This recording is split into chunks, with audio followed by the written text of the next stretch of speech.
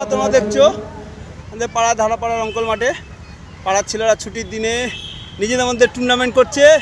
সবাই নেমে গেছে দেখুন, সবাই আলাদা আলাদা যা সুন্দর সুন্দর জার্সি করেছে নিজেদের মধ্যে। আজ সারাদিন খেলা হবে, প্রাইজ আছে এবং ভালো ভালো প্রাইজ আছে, তারপরে খাওয়া দাওয়া আছে।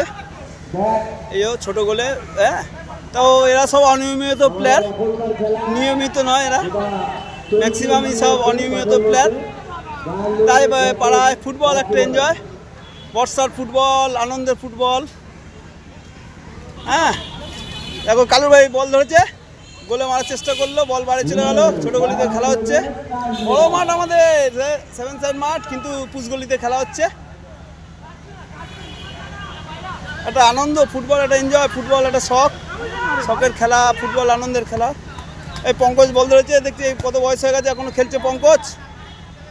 হ্যাঁ, ট্যাটু পাই বল, ট্যাটু না, বাড়ি চলে গেল। সব আলাদা আলাদা জার্সি প্যান্ট করেছে, সুন্দর সুন্দর জার্সি করেছে।